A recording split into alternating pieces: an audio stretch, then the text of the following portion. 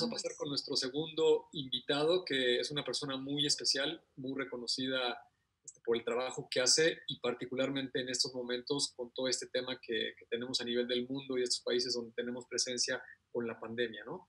La verdad es una persona que a últimas fechas he seguido con mucho más intensidad debido a lo que está sucediendo en el mundo. Él es Ujú. el doctor Francisco Moreno Sánchez. Él es director de medicina interna del Centro Médico ABC. Es un Ok. destacado infectólogo y es responsable de todo el tema del COVID en el Hospital ABC de la Ciudad de México. Entonces lo hemos invitado aquí este día para que nos platique, pues, qué está pasando con todo este tema visto desde los ojos de alguien que justamente está haciendo la estrategia para atender a la gente. Francisco, buenos días, bienvenido, ¿cómo estás? Buenos días, gracias Erika por la invitación, un placer estar con todos ustedes. No, al Gracias. contrario, gracias a ti por estar con nosotros en Kio Networks y en este programa cerca de ti. Y pues bueno, sabemos que eres una persona que justo ahorita está muy ocupado, entonces te agradecemos todavía más que nos estés acompañando. Y bueno, queremos preguntarte, y seguramente en casa todo el mundo se lo está preguntando, ¿qué está pasando ahorita? Ahorita nos dicen las estadísticas que nos muestran las autoridades que estamos justo en el pico más alto de la pandemia justamente hoy en la fase 3. ¿Y qué está pasando en el mundo y qué está pasando en México y en los países de Latinoamérica? ¿Qué está sucediendo? ¿Tú cómo lo ves desde tu perspectiva? Mira, ha sido muy interesante esta pandemia desde el punto de vista de los tiempos. Consideremos que esta es una enfermedad que tiene 5 meses de conocerse y que ya tenemos más de 3.700.000 individuos que se han infectado. Y si tú ves, ha ocurrido en fases. La primera fase fue China, después fue Asia, que fue cuando afectó Corea, afectó Japón. Luego se movió a Europa. Italia fue rápidamente uno de los centros más afectados y tiene que ver mucho con el movimiento de la gente, con el turismo. Sí. España eh, siguió a Italia y después de esto pasó al continente americano. Es decir, nos hemos ido desfasando. España está en el proceso de reabrirse al mundo, de volver a tratar de encontrarse en este nuevo mundo al que nos vamos a enfrentar, porque esta pandemia definitivamente si algo ha hecho es cambiar al mundo. Así Y es. nosotros vamos aproximadamente un mes atrás de España. Entonces, nuestros cálculos y los modelos matemáticos que se han diseñado indican que nosotros vamos a estar teniendo el pico de mayor número de contagiados en estos siguientes días. Ahora, comparado, por ejemplo, con Guatemala, que es un país que hizo un cierre de fronteras muy rápido, antes que nosotros, pues el número de casos que ellos han tenido es mucho menor al de nosotros. Sí. Entonces, es difícil decir, lo mismo que está ocurriendo en México va a ocurrir en Dominicana o en Panamá. Además, si vemos, por ejemplo, Dominicana y Panamá han hecho un trabajo bastante bueno en cuanto al número de pruebas que hacen por millón de habitantes. Panamá tiene 8.455 pruebas por millón de habitantes y Dominicana 3.077. Y si bien no son las 41.000 que hace España, pues son mucho más de las 776 por millón de habitantes que estamos haciendo en México. Si no Exacto. sabemos números, es muy difícil llegar a conclusiones de cuándo ocurren las cosas, porque los números son el reflejo de cuántos contagiados se está viendo a nivel de la ciudad o a nivel del país. Mientras más grande el país, más desfases puede haber.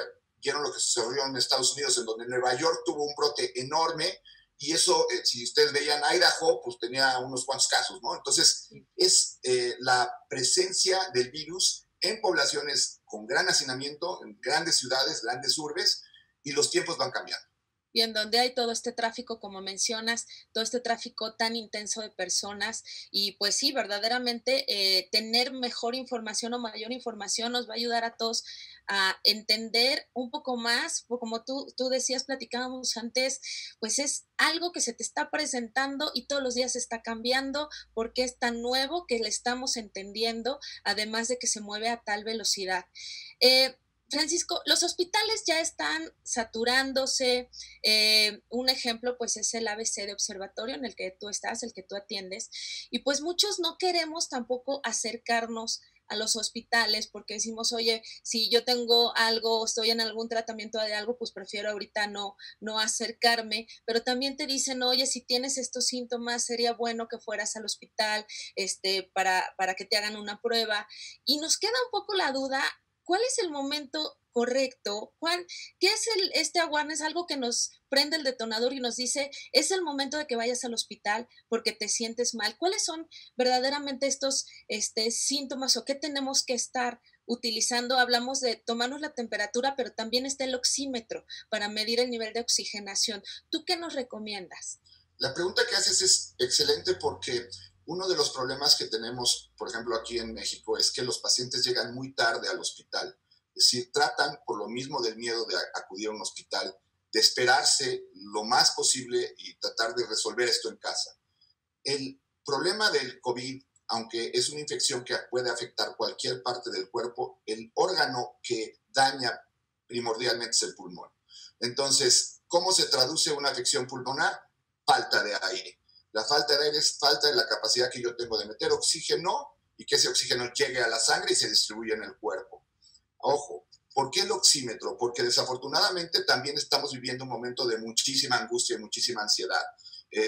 A muchos pacientes se les dice, tienes la prueba positiva para COVID, y a pesar de que sabemos de que de los 100 que se infectan, 80 van a tener un buen curso y solamente 20 van a requerir hospital, pues te entra ansiedad. Y la ansiedad, ¿qué te hace? Uno de los síntomas de ansiedad es, me falta el aire. Entonces el oxímetro es un medidor de que si tú ves, no, mira, mi oxigenación está bien, solito este mínimo procedimiento hace que tú te sientas mejor y que además no vayas al hospital, no le quites una cama por un momento a alguien que sí la necesita. Entonces, lo ideal es que tengan un oxímetro, se midan la oxigenación. En la Ciudad de México, por la altura, es arriba del 90, pero a nivel del mar es arriba del 92, entonces es una forma de estarse checando. Ahorita es como si eres hipertenso y tienes que tener un baumanómetro para tomarte la presión. Aquí tienes que tener un termómetro y tienes que tener un oxímetro. Y de antemano saber, sobre todo si eres una persona de alto riesgo de tener complicaciones, si eres mayor de edad, si eres hipertenso, diabético, obeso o si tienes problemas pulmonares, saber qué es lo que tengo que hacer.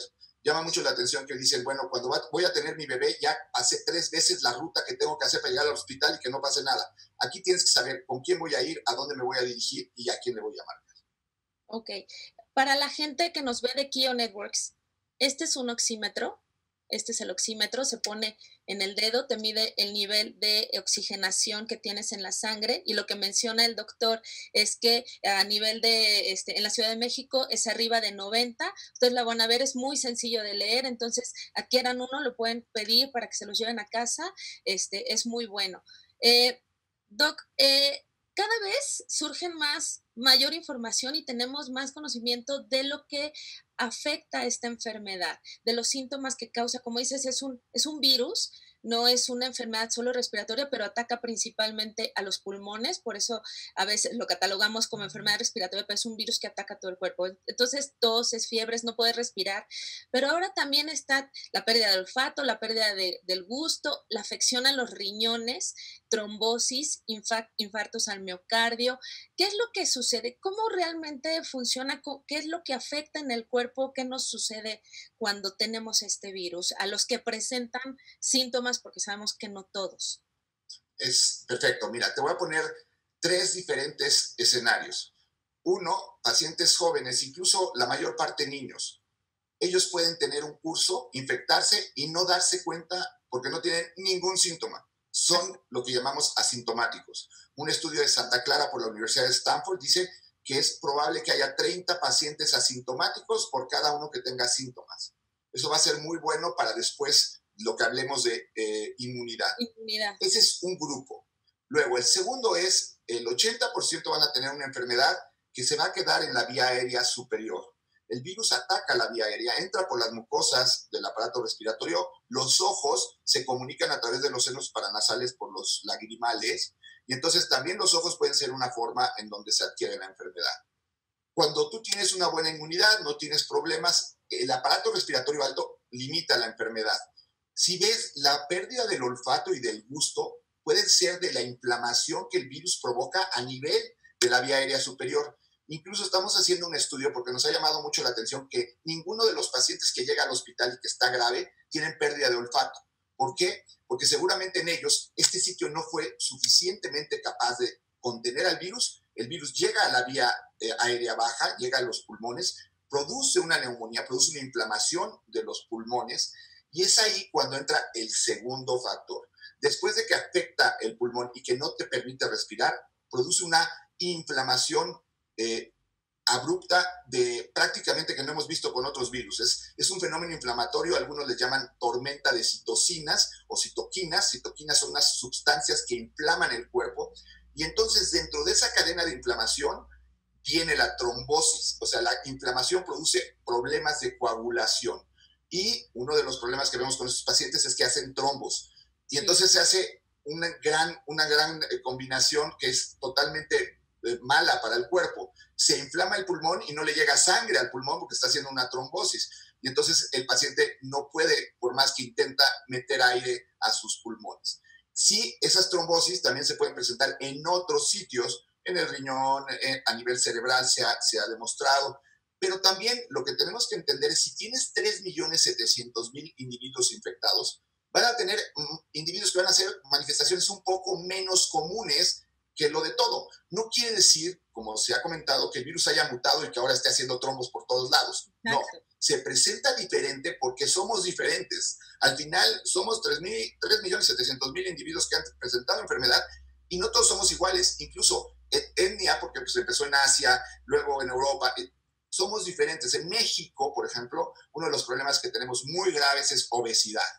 Y la obesidad es un estado proinflamatorio. La gente que está obesa tiene más posibilidad de producir inflamación en el cuerpo que la gente que no es obesa. Y entonces este virus está afectando mucho a los pacientes que tienen sobrepeso, sobre todo un sobrepeso importante.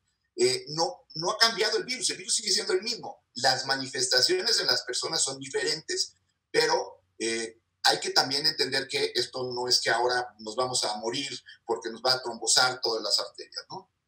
Ok, eso es muy interesante y Kios, de verdad, vamos a hacer caso a tener una vida más saludable. Eso va a ayudar muchísimo a resistir si nos llega este virus. Otra pregunta que también se ha hecho muchísimo es, una vez que adquieres el virus y te recuperaste, saliste bien, ¿existen secuelas? ¿Te deja algo? O como es como dices, tal vez depende de cada persona, pero ¿hay algún patrón que haya que diga si te da el virus te puedes quedar con tal secuela? Depende de cómo se haya manifestado la enfermedad. Hay dos tipos de secuelas. Una es a nivel pulmonar, gente que tiene mucha inflamación a nivel pulmonar. La forma como cicatriza el pulmón a veces es a través de fibrosis. Fibrosis es cicatrización. Y si tú tienes, los pulmones son como un globo que se infla y se desinfla. Si el pulmón se cicatriza, vamos a decir, en una forma como una cicatriz dura, entonces la expansión que vas a tener el pulmón va a estar limitada. La fibrosis pulmonar que hemos visto en algunos pacientes es en aquellos que tienen una inflamación pulmonar muy grave. En la mayoría de los pacientes no va a dejar ninguna secuela. Obviamente, si hay algún paciente que tuvo una trombosis, pues puede tener un daño en el sitio en donde ocurrió la trombosis. Si es a nivel cerebral, pues a nivel cerebral. Pero en la mayor parte de las personas, incluso la falta de olfato y de gusto, son fenómenos que se recuperan con el tiempo. Entonces, no, en la mayor parte de la gente no va a dejar secuelas. Si tienes un cuadro leve o moderado, no vas a quedar con ningún problema pulmonar. Pero sí la gente que tiene un curso más grave, pues puede tener limitaciones, como ocurre con otras enfermedades. Es decir, no nos asustemos de que si nos da COVID ya vamos a tener marcado el COVID en nuestro resto de la vida. No, la mayor parte de la gente se va a curar y se va a curar bien. Ok.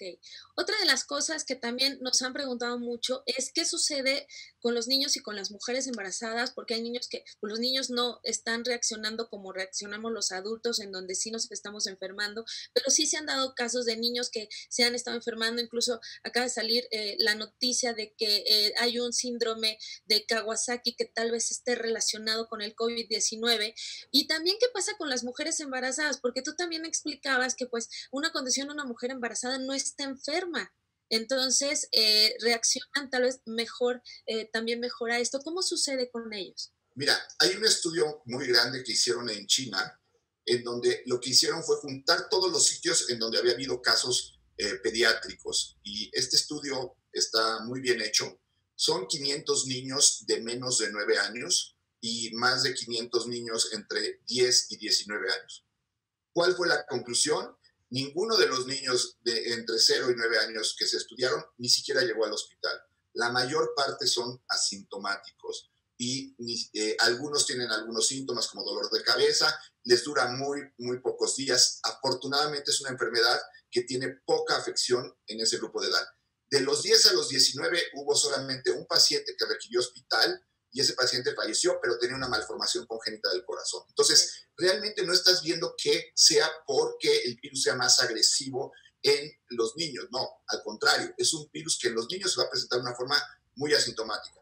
¿Es un problema? Sí. ¿Por qué? Porque a los niños los cuida alguien.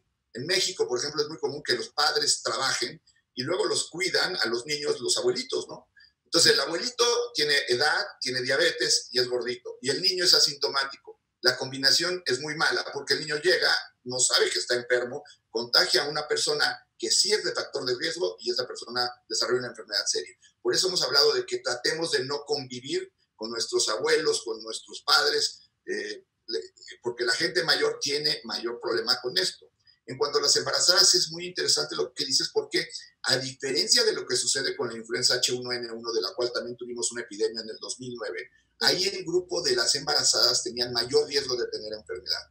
Aquí hay 3 estudios muy grandes, uno de UK, otro de Corea y otro de China, en donde compararon mujeres de la misma edad, unas embarazadas con otras que no estaban embarazadas, y la evolución fue la misma.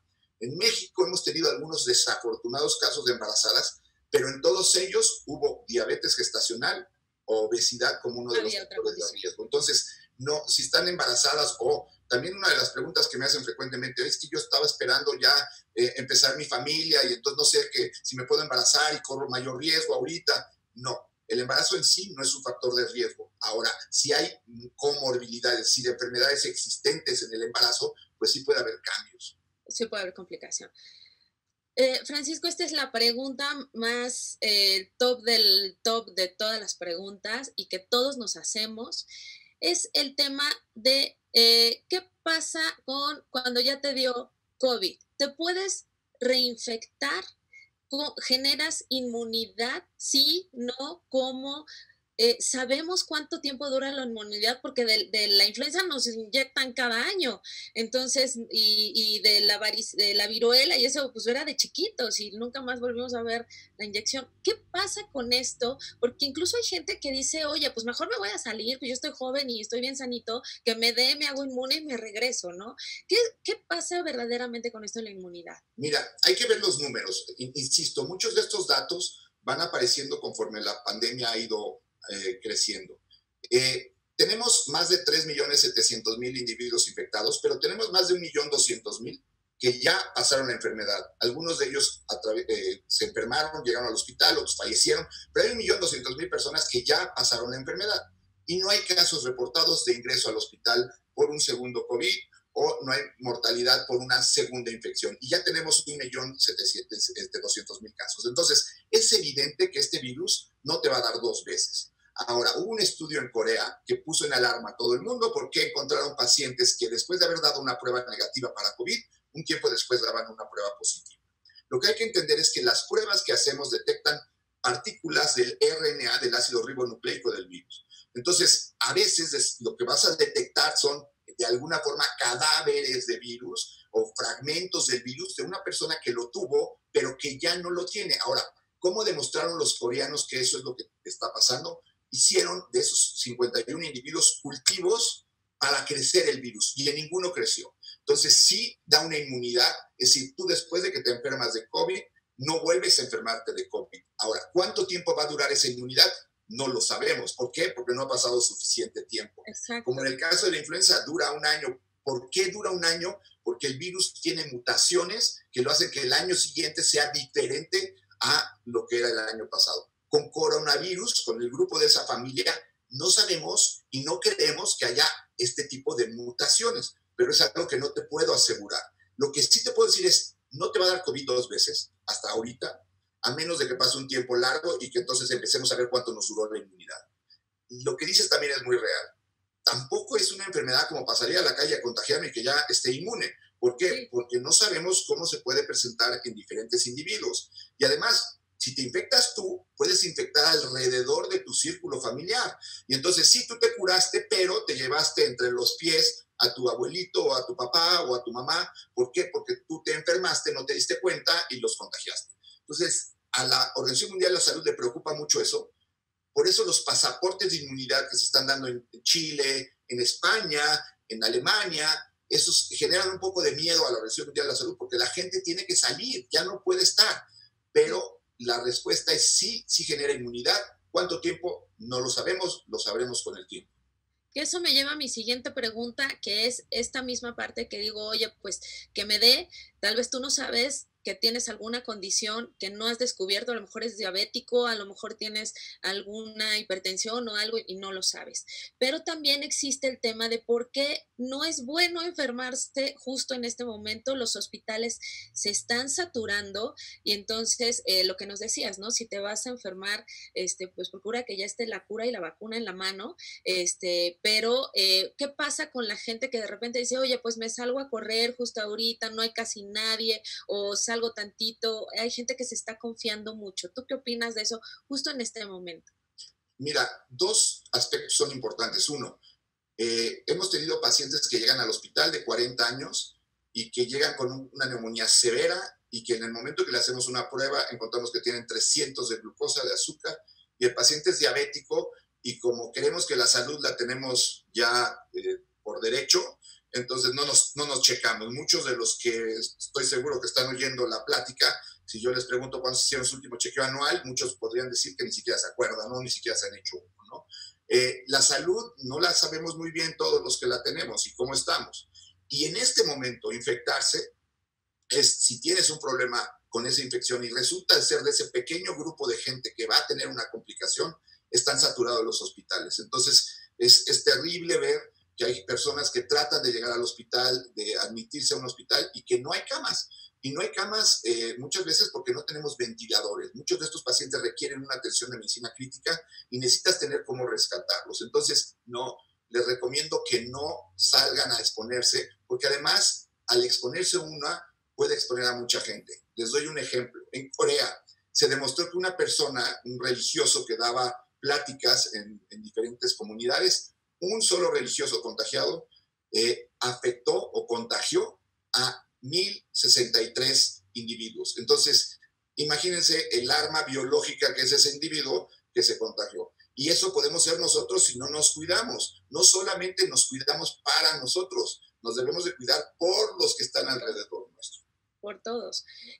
Doc, ¿qué pasa con el tratamiento? Entiendo que ahorita se está utilizando Remdesivir y que está funcionando muy bien, pero también qué otros tratamientos se han estado dando. Y también mi siguiente pregunta es, ¿cómo se ve el panorama para que exista un tratamiento que sí lo cure o una vacuna? ¿Tú cómo lo ves? ¿Cuánto tiempo puede tardar? Porque una vez que los científicos descubren o la vacuna o el medicamento, hay que distribuirlo, hay que fabricarlo, hay que hacer toda esta logística y es mundial. ¿Tú qué se está usando ahorita en los hospitales y si el Remdesivir sí está funcionando? ¿Y cómo ves tú cuándo podemos tener una respuesta a un tratamiento? Mira, lo que sucede cuando hay una infección nueva es que lo primero que buscas es, dentro de lo que ya existe, ¿qué te puede servir, no?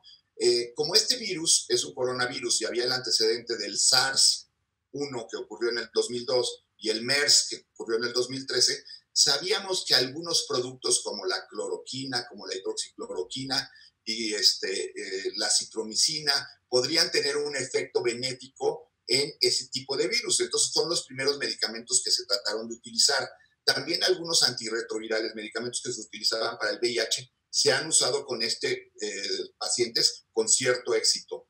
Desafortunadamente no hay un tratamiento específico que digas me lo tomo y con eso me curo. No, todavía no existe. Después vienen los medicamentos de investigación y ahí entra el Remdesivir. ¿Por qué? Porque ese medicamento se creó precisamente para el SARS-1 Pero como este se controló, ya después no hubo más estudios de investigación. Después vieron que tenía cierto efecto para el ébola y entonces se volvió a estudiar y bueno, pues el ébola se contuvo y entonces tampoco se desarrolló. Ahora, entendemos que el Remdesivir es ahorita un medicamento que todavía ni siquiera tiene un nombre comercial.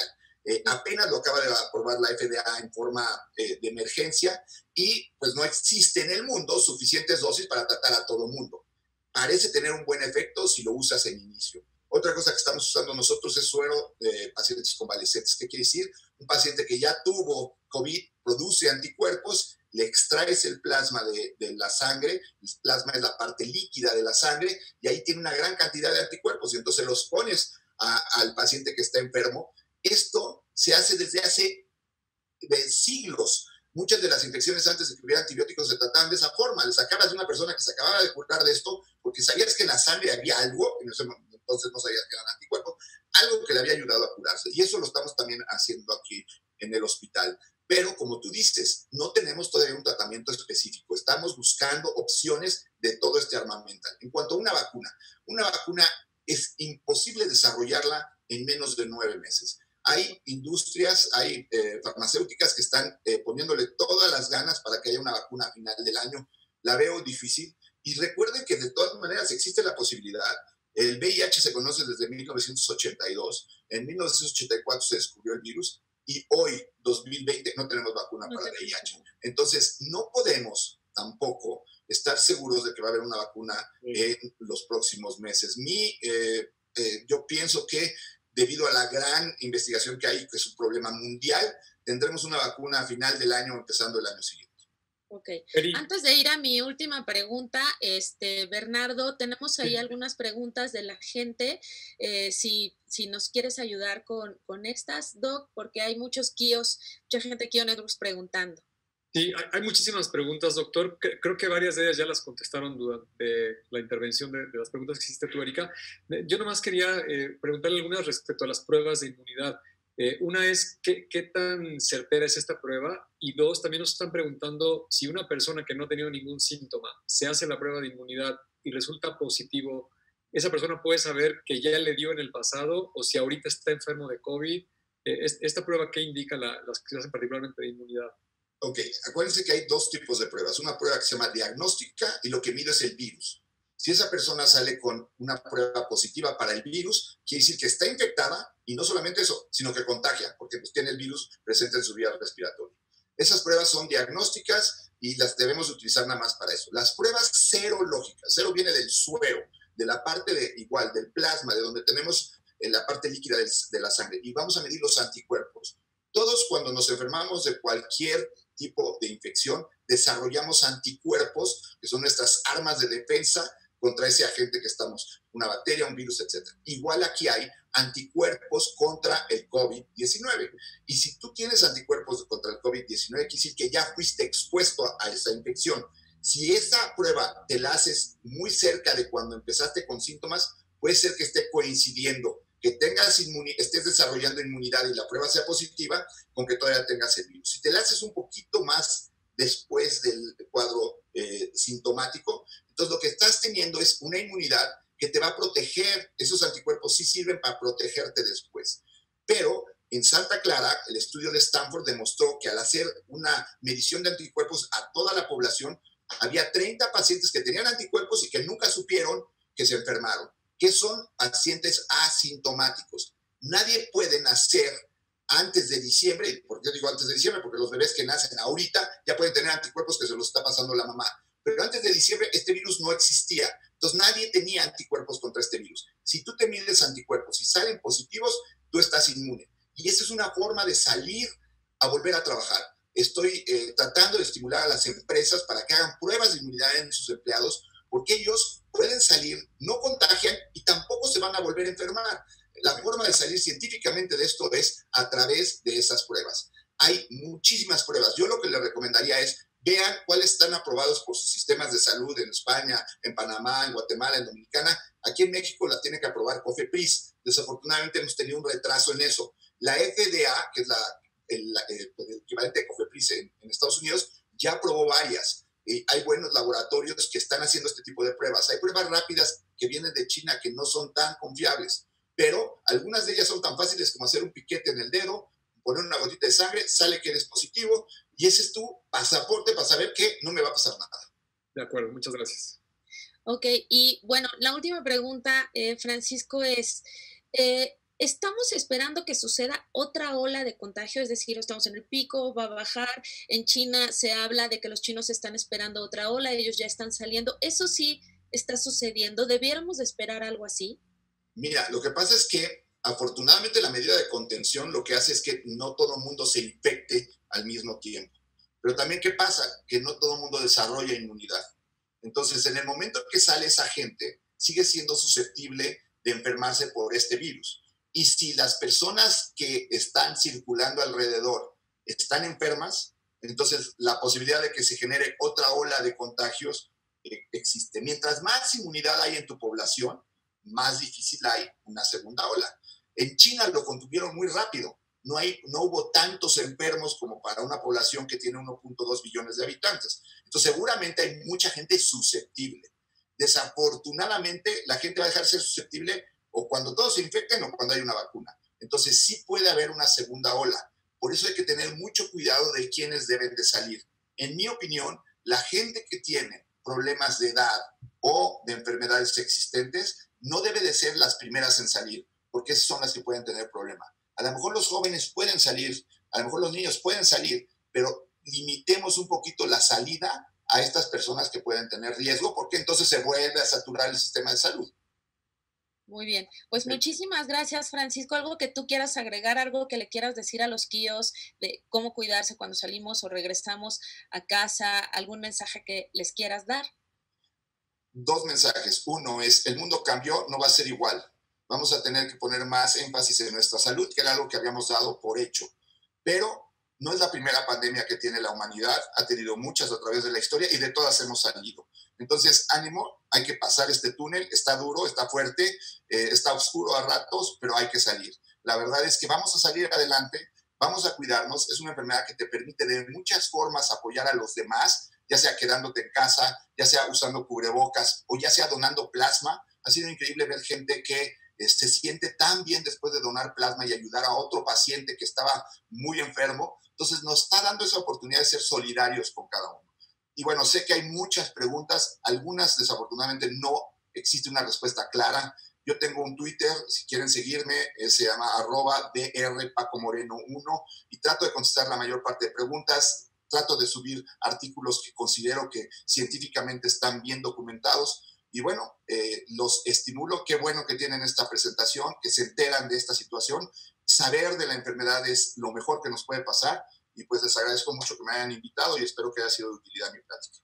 Al contrario, Francisco, muchísimas gracias a ti por este tiempo. Muchas gracias a todos los que mandaron sus preguntas. El doctor Francisco Moreno va a estar un ratito conectado en el resto del programa por si surgiera alguna otra pregunta. Te agradecemos y síganlo en Twitter. Tiene información muy valiosa. Lo que más nos va a defender de esta pandemia, como él dice, es estar bien informados. Muchísimas gracias, Paco. Gracias a ustedes. Muchísimas gracias, doctor, por haber venido aquí a KIO Networks, al programa de Cerca de Ti y compartir todo esto. Muchas inquietudes y creo que nos las has aclarado de una manera grandiosa, ¿no? Al menos a mí me queda muy, muy claro los cuidados que hay que tener, los porqués y sobre todo lo que viene hacia adelante, ¿no? Como bien lo comentas. Muchas gracias. Les agradezco a ustedes. Gracias.